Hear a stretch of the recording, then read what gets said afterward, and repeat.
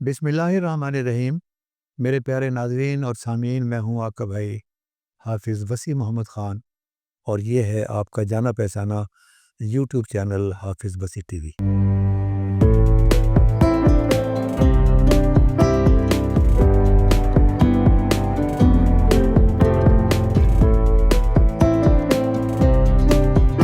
नाज़रीन, किसानों की हालत का आपको पता है।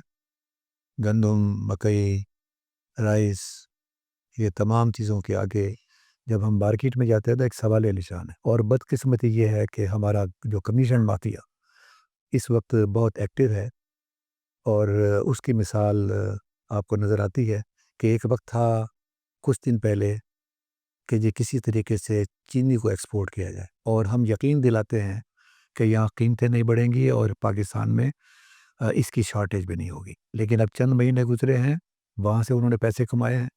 अब इस पर जोर दिया जा रहा है कि 4 लाख टन चीनी पाकिस्तान में अगर ना आई तो यहाँ पर कहत बढ़ जाएगा और कीमतें बढ़ जाएंगी। तो इस गुमगू की कैफियत के अंदर आज का प्रोग्राम हम मुनक़्क़िद कर रहे हैं और उसका मकसद असल ये है कि किसान क्या कर सकता है। मौलाना रूमी का एक शेर है असल, बल्कि वो पूरी नज़म है और ये उस वक़्त लिखी गई है जब शाह शमस तबरेज़ हालात से मुतासिर होकर छोड़कर चले गए। तो उस वक़्त उन्होंने जो नज़म लिखी वो इस बारे में थी, गुफ्तम चेकुनम गुफ्त हमी के चेकुनम, कि मैं ये कह रहा हूँ कि मैं क्या करूँ और मुझे जवाब मिल रहा है कि आप सही कह रहे हैं कि मैं क्या करूँ। तो आगे चलकर वो कहते हैं ज़ोर के साथ कि भाई मैं पूछ रहा हूँ मैं क्या करूँ? तो उसी ज़ोर से जवाब आता है कि आप जो कर रहे हैं वो बिल्कुल दुरुस्त कर रहे हैं। इसलिए कि जब आप ये सोचेंगे कि मैं क्या करूँ, उसके नतीजे के अंदर ही आपको जवाब मिलेगा कि अब कौन-सा रास्ता आपने इख्तियार करना है। तो ये एक आज के हमारे मेहमान हैं, जो एक बड़ी अच्छी पोस्ट से रिटायर हुए। उनका बचपन का ख्वाब था कि मैं फार्मिंग करूँ। उन्होंने फार्मिंग शुरू की, पहले गंदम लगाई, फिर मकई लगाई, फिर राइस लगाई और अल्टीमेटली वो इस नतीजे पर पहुँचे कि आखिर के अंदर जेब से कुछ पैसे निकाल कर जब जान छूटती है, कास्ट ऑफ प्रोडक्शन नहीं पूरी होती। तो चूँकि पढ़े लिखे थे तो लिहाज़ा इन्होंने अपना फार्म जो है, एक तो उसको सोलराइज़्ड किया और दूसरा स्प्रिंकलर इरिगेशन को अपनाया और वर्ल्ड बैंक ने उसको अप्रूव किया। तो यहाँ पर उन्हें कोई आदमी मिला और उसने मशवरा दिया कि आप अल्फ़ाल्फ़ा लगाएँ और अल्फ़ाल्फ़ा जो है वो आपके तमाम मसाइल का हल है। तो लिहाज़ा उन्होंने अल्फ़ाल्फ़ा लगाया, अल्फ़ाल्फ़ा बहुत अच्छा हुआ। अब उस इलाके के अंदर अल्फ़ाल्फ़ा को ख़रीदने वाला कोई नहीं था। इन्होंने हे बनाई तो पता चला कि छोटे रकबे पर ग्राहक मौजूद नहीं है। उसके बाद इन्होंने इस सवाल का जवाब ढूँढा कि मैं क्या करूँ? और मैं क्या करूँ का जवाब ढूँढने के बाद आज ये बहुत खुश है। और जो हमारा ईमान इस्लाम भी कहता है और गुरु नानक ने भी कहा कि जो कुछ आपके पास अच्छी चीज़ है, वो अपने भाइयों के साथ शेयर करो।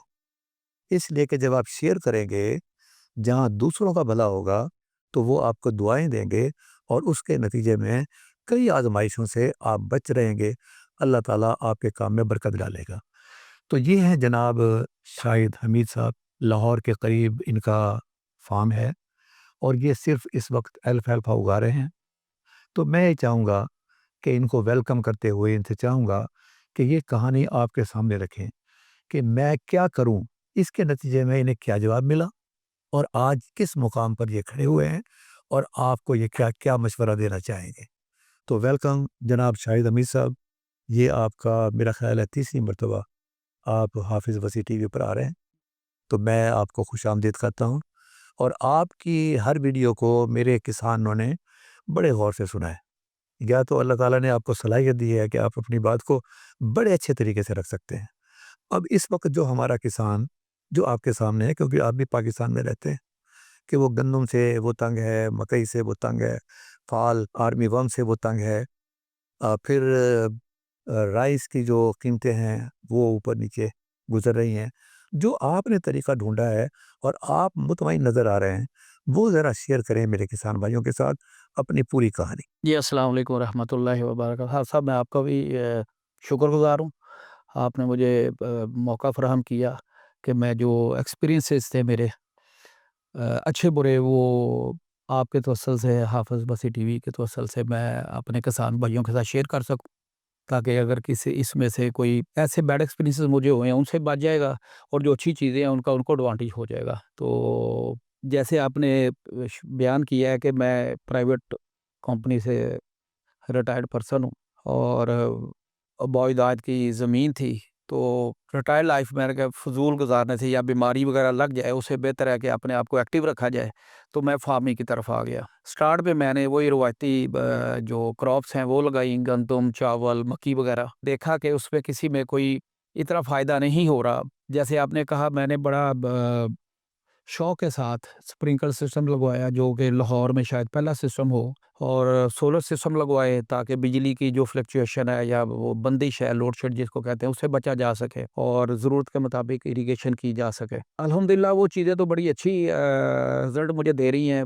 लोड शेडिंग से मेरी बचत हो गई, ओवर बिलिंग वगैरह से मेरी बचत हो गई, वाटर सेविंग भी हो गई। 70% के करीब स्प्रिंकलर से वो सेव हो जाता है पानी भी। मेरे जब गंदम लगाई तो मुझे कोई ख़ास फ़ायदा नहीं हुआ, और ये मैं को 2 साल 3 साल पहले की बात कर रहा हूँ। मक्की लगाई तो मार्केट में उसका रेट इतना कम था कि मैं जो उसकी ट्रांसपोर्टेशन और कटिंग के जो एक्सपेंस थे वो भी पूरे नहीं हो रहे थे। अल्टीमेटली मैंने उसको वहीं पे मक्की को रोटावेट कर दिया या डिस्कें चला दी उसके अंदर। चावल लगाया, उसका भी वो जी मार्केट में रेट कोई नहीं है। अब इस साल इतनी परेशानी है कि गंदम का रेट बिल्कुल ही कुछ नहीं है, ओपन मार्केट में चले गए हैं। पिछले सालों में ₹4000 मन तक मैंने सेल की है अपनी गंदम। इस साल 2000, 2200-2300 पे चली गई वो गंदम। अब इससे तो एक्सपेंस भी पूरे नहीं हो रहे जो आपने उसके ऊपर किया है। आप मेरी अपनी ज़मीन है, उसके बावजूद मुझे काफ़ी मुश्किल आ रही है, और जो लोग किराए पे ज़मीन लेके ये काम करते हैं, जो फार्मर, उनका क्या बनेगा? अल्टीमेटली मैं शुक्रगुज़ार हूँ अपने मोहसिन का। उन्होंने मुझे मशवरा दिया कि आप लहसुन लगाएँ। मैंने लहसुन काश्त किया, मशवरे के साथ चलता रहा, गाइडेंस मुझे मिलती रही। अच्छा लहसुन मेरा हुआ, लेकिन जब तैयार हुआ तो मार्केट में जब मैं लेके गया तो कोई एक्सेप्ट नहीं कर रहा था जी। वो जी ये तो अच्छा नहीं है, लाहौर में मेरी मेरी लोकेशन लाहौर की है, तो वो जी अच्छा नहीं है, इसकी तो वो जानवर खुश होके नहीं खाते। अब ये एक माफिया था जो कंट्रोल कर रहा है। लाहौर में तकरीबन 1000-1200 मन डेली लहसुन लाहौर से बाहर से आता है, जो कि छोटे-छोटे लोग जिन्होंने गोट फार्मिंग की हुई है वो इस्तेमाल करते हैं इसको। जब मैं लेके गया तो मुझे रेजिस्टेंस आ गई।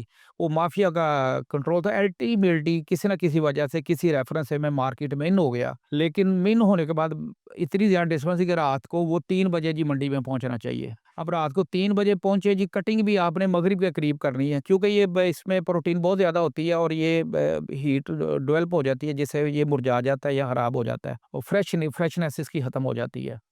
तो सारी रात जागना, और फिर अल्टीमेटली जब वो प्राइस भी उन्होंने माफ़ी है तो उन्होंने अपनी मर्ज़ी की लगाई। मैं बड़ा परेशान हूँ, अल्लाह से दुआ की, अल्लाह कोई बेहतर ऑप्शन दे दे, क्योंकि लहसुन तो मैंने लगाना ही लगाना है, क्योंकि जितनी इस पाकिस्तान में हाई प्रोटीन क्रॉप की कमी है, वो लहसुन one of the best crop है, जो कि हाई प्रोटीन क्रॉप है जी। इसमें कोई 18 से 22% के करीब प्रोटीन है, जिससे एनिमल्स की ग्रोथ बहुत अच्छी होती है।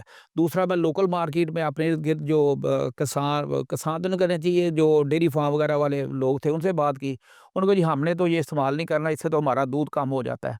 मैं कहा यार आप इस्तेमाल करें, दूध कम होगा, लेकिन वो बड़ा मुश्किल है लोगों को समझाना। फिर मैं कन्वर्ट हो गया हे की तरफ। फ्रेश लहसुन में आपकी शेल्फ लाइफ कोई नहीं है, आप मुश्किल 12 घंटे के बाद वो खराब होना शुरू हो जाता है। हे की तरफ आ गए, हे बनानी शुरू की। उसमें थोड़ी स्ट्रगल ज़्यादा थी, लेबर ज़्यादा ऐड करनी पड़ी मुझे, लेकिन उसमें प्रॉफ़िटेबिलिटी भी ज़्यादा थी और शेल्फ लाइफ़ भी उसकी काफ़ी बेहतर। आपको ये नहीं है महीनों के हिसाब से आप उसको स्टोर कर सकते हैं अच्छी कंडीशंस के अंदर, नमी वगैरह ना हो। वो उसने थोड़ा-सा मेरे मोराल को बूस्ट किया, मुझे सपोर्ट की इस आइडिया ने। उसके बाद मैं यही सोच रहा था कि ये अभी भी जो एक प्रॉफ़िट आना चाहिए किसी फार्मर को, वो नहीं उतना अच्छा हेल्दी प्रॉफ़िट नहीं आ रहा। मैं बड़ा ओपन हार्टली शुक्रगुज़ार हूँ हाफ़िज़ साहब का। मैंने इनसे टोटल डिस्कशन का अपना सारा सिनेरियो, इन्होंने कहा जी आप के लिए बेहतर है कि you must convert the lucerne into और अल्फाल्फा इंटू मीट। मैं कहा जी वो कैसे है? उन्होंने कहा जी गोट फार्मिंग शुरू करें। आपका ये जितना भी लूसन है ये आपके जानवर खाएँगे, और वो आपकी जो है मीट में कन्वर्ट होगा, और उससे आपकी प्रॉफिटेबिलिटी एनहांस हो जाएगी। मैंने जब थ्योरेटिकल कैलकुलेशन की उसकी, तो मैंने देखा कि अगर मैं 1 एकड़ की मिसाल दूँ, तो 1 एकड़ से 32,000 के करीब केजी पर ईयर पर एकड़ उसकी यील्ड आती है, केजी 32,000 केजी के। फ्रेश फ्रे फ्रेश जी, फ्रे फ्रेश, ताज़ा अल्फा। ताज़ा अल्फ़ा-अल्फ़ा। लेकिन उसकी शेल्फ लाइफ़ नहीं है, वो बड़े उसके मसाइल हैं, ओपन मार्केट में कोई आपकी वो इतनी अच्छी से नहीं है उसकी, माफ़िया की वजह से। फिर हे की तरफ आए, हे में थोड़ी-सा वो बढ़ गई, वर्क इंटेंसिव हो गया, उसको काटना, चॉप करना, ड्राई करना, पैक करना। लेकिन अल्टीमेटली जब मैंने कैलकुलेट किया, तो प्रॉफिटेबिलिटी उसकी बेहतर थी। अगर वहाँ पे मेरे को सवा 3 लाख के करीब 3,20,000 पर एकड़ मुझे अर्निंग हो रही थी, तो इससे मेरा को साढ़े 3 लाख से ज़्यादा की अर्निंग आ गई, साढ़े 3 पौने 4 के करीब अर्निंग आ गई। तो लिटिल बिट ये एक बेटर डिसीजन था। लेकिन जब हाफ़िज़ साहब ने मुझे मशवरा दिया कि आप गोट फार्मिंग की तरफ हमें कन्वर्ट योर अल्फ़ा-अल्फ़ा इनटू मीट, तो डिटेल डिस्कशन के बाद हमने उसको डिसीजन को फाइनल किया, और इसी साल मैंने फिर अपने एक फार्म के ऊपर गोट फार्मिंग का सिलसिला शुरू किया। और जब मैंने इसकी थ्योरेटिकल कैलकुलेशन की, तो वो minimum 3 times more than lucerne has थी। अगर वो साढ़े 3 लाख मुझे बच रहा था या पौने 4 लाख बच रहा था, तो वो कन्वर्ट जब वेट गेन में गया, वो उसकी मैंने फैक्टरिंग की गोट्स की, तो वो तकरीबन 3 गुना आप कर लें कि वो 3 लाख का 10 लाख के करीब चली गई अमाउंट उसकी। तो that was quite satisfactory for me, और मैं यही आप लोगों को मशवरा देना चाह रहा हूँ। और मैंने जो कैलकुलेशन की, आपका 1 एकड़ 22 गोट्स के लिए या एनिमल जो हैं उनके लिए सफिशिएंट है अप्रॉक्सिमेटली, ठीक है जी। तो आप अगर 1 एकड़ है, तो 22 के हिसाब से उसको कैलकुलेट कर लें, और फिर देख लें कि आप इतना वो उसका जो रिसोर्सेज हैं वो और मैनेजमेंट जो है वो अगर आप इसको बियर कर सकते हैं, तो this is the best option कि आप ना फ्रेश लूसन की तरफ गए, ना हे की तरफ गए, और आपने वो अपने जानवर को लूसन खिलाया और गोश्त की शक्ल में उसको सेल किया। जज़ाकल्लाह शाहिद साहब, मुझे बड़ी खुशी हुई है। और असल हाफ़िज़ वसी टीवी का मकसद है असल ये है कि हम बचपन में देखते थे कि बच्चों को कहा जाता था कि बुज़ुर्गों की महफ़िल में बैठा करो। अब बुज़ुर्गों का एक टाइम होता था कि एक एक एक वक़्त था कि वो अपनी उम्र के लोगों के साथ बैठते थे। एक वक़्त था कि वो अपने बच्चों को भी बिठाया करते थे, अपने मोहल्ले के, इलाके के लोगों के बच्चों को। और वहाँ से वो बच्चे कुछ चीज़ें जो किताबों में नहीं पढ़ाई जाती, वो सिखाई जाती थी। मुझे भी याद है, वो एक बहुत बड़े आलिम दीन थे, हमारे मोहल्ले में रहते थे, और वो हमें बहुत प्यार से बुलाया करते थे कि मैंने सिर्फ़ बात करनी है तौहीद के ऊपर। और वहाँ पर उनके फ़िरक़े के बावजूद वो मोहल्ले के तमाम लोग जो थे वो उनसे खुश थे, इसलिए कि वो हमेशा अच्छी बातें बताया करते थे कि कामयाबी के, दीन और दुनिया में कामयाबी के कौन से रास्ते हैं। तो शाहिद साहब, अब आपने एक सक्सेस स्टोरी बताई है और मुझे बड़ी खुशी है। बदकिस्मती ये है कि आहिस्ता आहिस्ता वो जो ट्रेडिशन है बुज़ुर्गों के पास बैठने की, अच्छी बातें सुनने की, वो अब ख़त्म होती जा रही है और लोग अपने घरों तक महदूद होते जा रहे हैं। लेकिन हाफिज़ बसी टीवी ये काम कर रहा है कि इस किस्म की सक्सेस स्टोरीज़ को किसानों के साथ शेयर करें। अब मुझे आप ये बताइएगा कि आपने एक कहानी सुनाई कि आपने फ्रेश बेचने की कोशिश की, आपको ये प्रॉब्लम आया, उससे पहले आपने गंदम उगाई, ये प्रॉब्लम आया, फिर आपने जब ये हे बनाई तो आप खुश थे, लेकिन इतने खुश नहीं थे। तो उसके बाद जब आपने ये बकरियों को पालना शुरू किया, तो पता चला कि आपका कॉन्फिडेंस लेवल जो है, वो बहुत हद तक ऊपर गया। अल्हम्दुलिल्लाह, अल्हम्दुलिल्लाह। अब मैं ये चाहूँगा कि इस प्रोसेस के अंदर आपको कुछ प्रॉब्लम्स भी आए होंगे। जी, डेफ़िनेट उस प्रॉब्लम्स के नतीजे के अंदर आपने कुछ सीखा होगा कि मैंने इस गली में नहीं जाना, उस गली में जाना है। यकीनन। मैंने ये काम पहले करना है और ये काम मैंने बाद में करना है। उस एक्सपीरियंस के नतीजे में आप मेरे सुनने वालों को आप बताएँगे कि अगर ये लोग कोई फसल किस किस्म की, यानी कि चारे की फसल, हम लहसुन को छोड़ देते हैं, कोई भी चारे की फसल उगाकर ये वहाँ जानवर पालते हैं, तो किन-किन चीज़ों का इनको ख़्याल रखना बड़ा ज़रूरी है, ताकि ऐसा ना हो कि जब ये काम शुरू करें, तो पता चला कि ना जानवरों का वेट गेन हुआ और ना ही वो मार्केट के अंदर अच्छी कीमत पर बिके। जी, अगर तो कोई नया फार्मर इस तरफ आना चाह रहा है, तो जो मुझे एक्सपीरियंसेस हुए हैं, जो मैंने तजुर्बे किए और अच्छी बुरी चीज़ें सीखने को मिली, बुरी चीज़ें तो डेफ़िनेटली इंसान को डायरेक्शन दे रही होती हैं, इनवाइट कर रही होती है कि आप इसको बेहतरी की तरफ लेके जाएँ। तो सबसे पहले अगर आप नए फार्मर हैं, मार्केट में आप जाएँ, तो कोशिश करें कि अच्छी ब्रीड आप सेलेक्ट करें। उसमें कोई ऐसे इंसान को साथ ना ले जाए जिसको पता कोई ना हो, कहने को तो वो पहलवान हो लेकिन वो आपको कहीं गलत साइड पे ले जाए। तो आप के अच्छे मशीर को, अच्छा मशवरा देने वाले को साथ लेके जाएँ जो आपको अच्छी ब्रीड लेके दे। देखें, खुराक जो खानी है ना वो आपके पास 20 जानवर हैं या 22 जानवर हैं तो सब ने एक जैसी ऑलमोस्ट खानी, क्योंकि आपने सबको ओपन फीड डाल देनी है। लेकिन कुछ जानवर आप देखेंगे कि उनकी ग्रोथ बहुत अच्छी आ रही है, वो अच्छा वेट गेन कर रहे हैं, और कुछ एवरेज है और कुछ बिलो एवरेज चले गए हैं। तो कोई ऐसी बाइंग ना करें जो बिलो एवरेज की तरफ जाए, या कोशिश करें कि अबव एवरेज वाली जो ब्रीड है वो आपके पास आ जाए। और ये with the passage of time बंदे को एक्सपीरियंस हो जाता है कौन सी ब्रीड अच्छी है, कौन सी नहीं है। शाहिद साहब, आप जो कहना चाहते हैं वो आप ये कहना चाहते हैं कि जो किसान है उसको खुद मार्केट का चक्कर लगाना चाहिए, उसे जानवरों की पहचान होनी चाहिए, वो उन लोगों के साथ बैठे जो ये कारोबार पहले ही कर रहे हैं, वहाँ से वो लर्न करे, और फिर उसके बाद दूसरों पे डिपेंड करने के बजाय वो खुद फैसला करे कि ये जानवर महंगा है, ये जानवर सस्ता है, ये जानवर आगे बढ़ने वाला है, ये जानवर आगे बढ़ने वाला नहीं। एम आई राइट? जी, बिल्कुल ऐसे ही। चले सर आगे। क्योंकि आपने उससे ₹100 हर एनिमल खिलाया और वो एक एनिमल जो है वो उसका रिटर्न आपको ₹150 में दे रहा है, एक 80 में दे रहा है और एक 110 में दे रहा है। तो हमें 150 की तरफ ही कोशिश करनी चली जाना चाहिए कि 100 को वो कन्वर्ट करे 150 की तरफ। दूसरी ये है कि उसकी जो प्राइस है, जब आप मार्केट में जाते हैं बाइंग करने के लिए, तो उसकी प्राइस के ऊपर बहुत ज़्यादा फ़ोकस करें। असल प्रॉफ़िट वहीं पे आपका आधा प्रॉफ़िट वहीं से निकल आएगा। अगर एक बकरे की बात करें, हम अगर छोटा बच्चा लेते हैं 4-5 माह का और वो हमें कोई 50,000 में देता है, तो हम उसको ले आएँ तो हमारी बेवकूफ़ी है। वही प्राइस उसकी हम 32-33,000 30 टू 35 के करीब लेंगे तो हमने ₹15,000 पहले ही बचा लिया अपनी प्रॉफ़िट में। ठीक है जी? एक सेकंड चीज़ ये हो गई, एक अच्छी ब्रीड लेंगे, एक अच्छी प्राइस पे लेंगे और उसके बाद उसकी जो परवरिश है उसको अच्छी खुराक के साथ करें। नहीं, मैं चाहूँगा आपसे माशाल्लाह, आपने कभी अपने तजुर्बे को आपने अपने तक नहीं रखा, आप मुझसे शेयर करते रहें कि आपने जब जानवर लेकर आए हैं, सारे जानवर एक वक़्त में नहीं मिलते। जी, ऐसा ही है जी। अच्छा, वो आपको मिलते हैं किस्तों में, और कभी-कभार ऐसा भी होता है कि जो आपके पास जानवर हैं, वो बिल्कुल हेल्दी हैं, अचानक नए आने वाले जानवरों में एक जानवर बीमार है और उसने सबका बेड़ा गर्क कर दिया।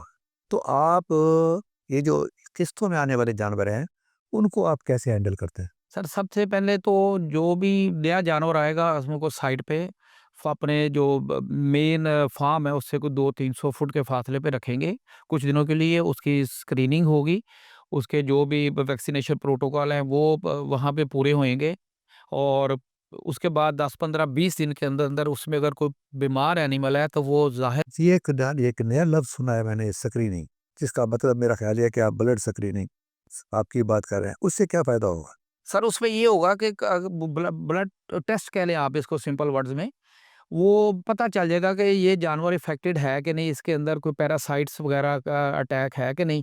अगर कोई ऐसा एनिमल आ गया है, तो वो हम साइड पे कर देंगे और बाकियों को आप जो रिमेनिंग 15-20 दिन के बाद ऐड कर देंगे अपने जो फार्म के अंदर। नाज़रीन, शाहिद साहब ने मल्टी मिलियन डॉलर बात की है, हम लोग वहीं से मार खाते हैं। आजकल कांगो वायरस का ज़ोर चल रहा है। यहाँ आपके जानवरों के अंदर कुछ बीमारियाँ छुपी हुई होती हैं, कुछ बीमारियाँ ज़ाहिर होती हैं। जो बीमारियाँ छुपी हुई होती हैं, वो आम तौर पर मक्खियों की वजह से, मच्छरों की वजह से, और सबसे ज़्यादा कीचड़ की बेशुमार किस्में हैं, उनकी वजह से वो बीमारियाँ वहीं रहती हैं। अच्छा, वो बज़ाहिर जो है वो बिल्कुल ठीक-ठाक रहते हैं। ये बीमारी कब बाहर आती है? जब जानवर स्ट्रेस में आता है। जब आप उसको साहिवाल से लेकर फैसलाबाद से लेके लाहौर लेकर आएँगे, तो ये जो सफ़र का स्ट्रेस है वो दोबारा एक्टिव हो जाएगा। तो लिहाज़ा असल ज़रूरी तो ये है कि वो आदमी, जो फार्मर है, हर फार्मर अपने फार्म पे, अपने इलाके में मक्खियों को कंट्रोल करे और कीचड़ को कंट्रोल करे।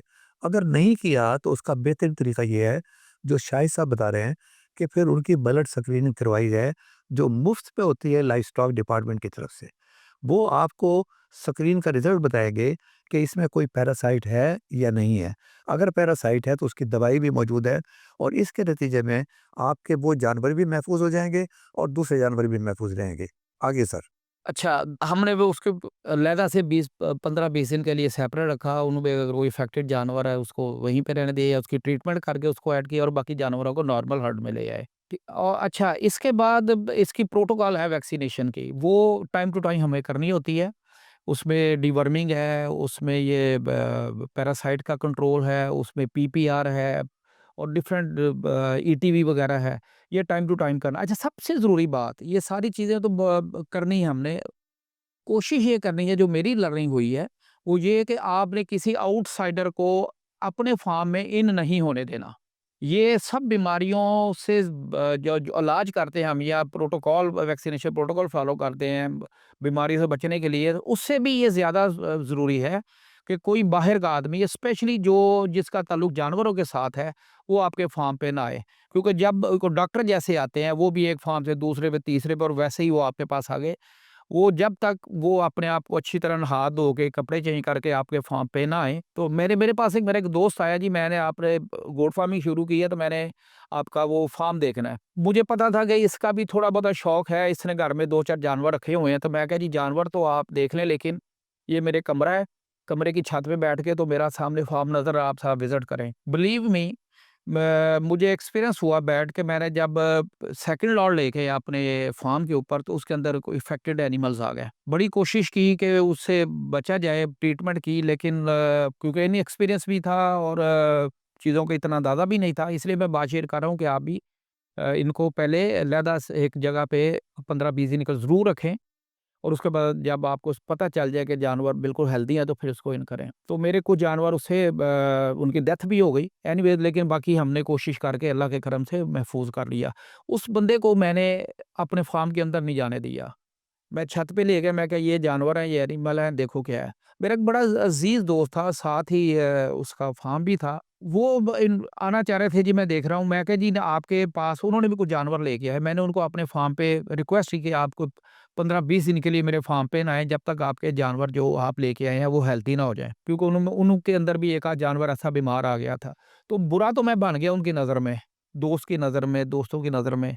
लेकिन मैंने अपने फार्म पे नहीं है, तो ये मैंने इसके बहुत पॉज़िटिव रिज़ल्ट देखे हैं। प्रैक्टिकल रिज़ल्ट थे कि मेरा कोई एनिमल बीमार नहीं हुआ, क्योंकि मैं खुद भी जब ना किसी के पास जाता नहीं और कोई अगर आता है तो उसको भी मैं फार्म के अंदर नहीं आने जी, देता था। अल्हम्दुलिल्लाह आपने बड़ी प्यारी बात कही है। असल हमारे यहाँ जो मुल्क में है ना, हमारे यहाँ सज्जन बेपरवाह वाला कानून है।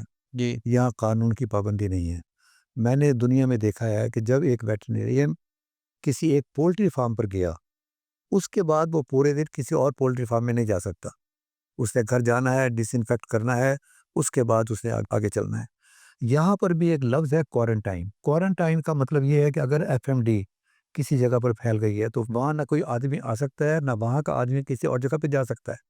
लेकिन हम लोग टेक इट ईज़ी वाले लोग हैं कि हम बिल्कुल परवाह नहीं करते।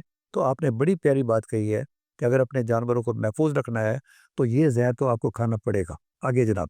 अच्छा किसान भाइयों, एक चीज़ जो मैं ज़रूरी समझता हूँ आपको बताना, जो मेरी समझ में आई है, जो मैंने सीखा है कि आप स्टार्ट तो करें मेल गोट्स के साथ, बकरों के साथ, और साथ ही थोड़ी-सी बकरियाँ 1, 2, 3 जितनी आप समझते हैं, उनको भी साथ ऐड कर लें।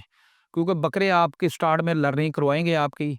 बकरियाँ की परवरिश थोड़ी-सी बकरों से मुश्किल होती है। उसमें उसकी प्रेगनेंसी, उसकी क्रॉसिंग, उसकी डिलीवरी और बच्चों की देखभाल, और ये बकरों से ये आप कम से कम 30-40% लर्निंग आपकी बकरों से हो जाएगी, और बाकी इस एक्सपीरियंस के बाद आप जब बकरियों की तरफ आएँगे, तो वो आपको सपोर्ट हो जाएगी, आपकी सहूलत हो जाएगी कि बकरी एकदम मुश्किल काम में आप नहीं पड़ेंगे। लेकिन आप बकरियाँ ऐड करें, शुरू में 2-3 कर लें और फिर आहिस्ता-आहिस्ता बढ़ा लें, और कुछ उनके बच्चों से बढ़ जाएँगी, और आपका आहिस्ता-आहिस्ता 3, 4, 5 साल में अपना एक पूरा मदर फ्लॉक तैयार हो जाएगा, और फिर आपको ना बीमारियों की फ़िक्र होगी, क्योंकि सारी चीज़ें आपकी खुद ही प्रोड्यूस हो रही हैं वहाँ पे। कोई बाहर से नई चीज़ नहीं आ रही, ना कोई बाहर से चीज़ आएगी, ना कोई बीमारियों का वहाँ पे परेशानी बीमारी हाँ जी, ना मंडियों में ज़लीलो-ख़्वार के जी अच्छी चीज़ नहीं मिली। आपको पता है कि आपका ब्रीडर कैसा है, आपकी वो फीमेल गोट कैसी है, मेल गोट कैसी है। कि पता चले कि मंडी में कोई फ्राडिया मिला, और वो जो प्रॉफिट आप एक्सपेक्ट कर रहे थे वो सर वो ऐसे ही होता है मंडियों में तो आपसे छीन कर ले गया। सर वो बड़ी अच्छी बात की होता है ना जी छुरी यार तेज कर लें तो उन्होंने छुरी तेज नहीं की होती बल्कि ज्यादा खुंडे की होती है तकलीफ भी हो और आपका नुकसान भी हो एनीवेज ये एक चीज मेरे ज़हन में थी कि बकरियों को जरूर ऐड करें और Aahista Aahista with the passage of time 2-4 साल में वो आपकी अपनी घर की जो प्रोडक्शन शुरू हो जाएगी उससे आप व्यापारियों से बच जाएंगे उनके जुल्म से बच जाएंगे ज़्यादा पैसे से बच जाएंगे और बीमारियों से भी बच जाएंगे। अच्छा मैंने फिर ये जानवर मेरे माशाल्लाह तैयार हो गए इसमें ईद का क्योंकि मैंने फ्लॉक तैयार किया था ईद के लिए अल्हम्दुलिल्लाह अल्लाह का करम है बीइंग ए मुस्लिम मेरी कोशिश यही रही है कि अच्छे जानवर जो हैं वो सेल हो जाएं कोई ऐसा जानवर ना हो जिससे किसी को तकलीफ हो या मेरी अल्लाह ताला पूछगिछ करे कि आपने ये क्या किया है अल्लाह ताला हम सबको माफ़ करे। तो वो मेरे सारे जो जानवर हैं वो मैंने ईद के ऊपर वक़्त से पहले सेल कर लिए। मैंने वेट नहीं किया अपने एंड टाइम का क्योंकि लास्ट 2 इयर्स लाहौर में मैं अगर देखता हूँ, तो बहुत ज़्यादा हाइप क्रिएट थी और ईद वाले दिन या इससे 1 दिन पहले जानवर किसी को मिलते थे। लोग सारे इसी इंतज़ार में थे कि इस मर्तबा भी ऐसे ही होगा। लेकिन इस मर्तबा लाहौर की मार्केट में स्पेशली जो मैंने अब ऑब्ज़र्व किया है कि जानवर इतने ज़्यादा ईद के बाद भी बच गए कि ईद के 2-3 दिन ला बाद भी लोग कोशिश करते थे सेल हो जाए। लेकिन मेरे पे अल्लाह का बड़ा करम रहा, मैंने लालच नहीं की, मैंने कोशिश ये की कि मुझे थोड़ा बहुत प्रॉफ़िट जो आता है वो आ जाए, लेकिन जिन्होंने कुर्बानी करनी उन तक चले और मैं कोई 2-3 दिन पहले ही अपने जानवर सेल करके फ़ारिग हो गया था। सर मुझे बड़ी खुशी हुई है और ये आपका एक जो बैलेंस शीट है वो मेरे सामने है और मुझे बहुत ज़्यादा खुशी हुई है और ये मैं अपने किसान भाइयों को बताना चाहता हूँ। ये कभी लिखत पढ़त नहीं करते, उनको कोई नहीं पता। उसी एक की जेब से वो पैसे खर्च करने के लिए निकालते हैं, जो आमदनी होती है वो भी वहीं डाल लेते हैं। यहाँ आपने बड़े अच्छे तरीके से हिसाब-किताब रखा हुआ है और आखिर में आपने बताया कि मुझे इतने पैसों में मुझे ये जानवर पर केजी वारा खाता था और इतने पैसों के अंदर मैं जेन्युइन प्रॉफ़िट के साथ इसको बेच सकता हूँ और आपने उसी के साथ वक़्त पर अपना माल बेचकर आपने पैसे कमाए जी, अल्हम्दुलिल्लाह। और दूसरे लोग यही देखते रहे कि अभी रात आएगी, ये कीमत और बढ़ेगी और उसके नतीजे में नाकाम व नामुराद होके उन्हें वापस जाना पड़ा। बिल्कुल ऐसे हुआ जी। मैं शाहिद साहब आपका शुक्रगुज़ार हूँ। आपका टेलीफ़ोन नंबर नीचे चल रहा है। मेरे बेशुमार किसान भाई इस काम की तरफ जाना चाहेंगे। अगर उनको इस सिलसिले में किसी किस्म की कोई मदद दरकार हो, तो मेरे दोस्तों के अंदर अक्सरियत दोस्तों की वो है, जो ये शेयर करने से उनको खुशी होती है। वो ये समझते हैं कि शेयर करने से अगर हमें कुछ नहीं मिलेगा, तो दुआएँ तो ज़रूर मिलेंगी। तो मैं सर आपका शुक्रगुज़ार हूँ और मुझे ऐसा लग रहा है कि आज का प्रोग्राम मजबूर करेगा आपको एक मरतबा फिर आने के पर और मैं चाहूँगा कि आप लोगों ने अगर कोई सवाल इसके कमेंट्स में करने हैं, आप सवाल उसके अंदर लिख दें, ताकि हम आइंदा जब हम शाहिद साहब को बुलाएँ, तो फिर आपके सवालों के जवाब उसके अंदर हम दें। तो till then thankful to you और याद रखिएगा कि वो जो मौलाना रूमी ने फरमाया था कि मैं क्या करूं, जब आप ये सोचना शुरू कर देंगे तो अल्लाह ताला आपको क्या करूं का जवाब भी आपको देगा। वमा अलैना इल्लल बलागुल मुबीन।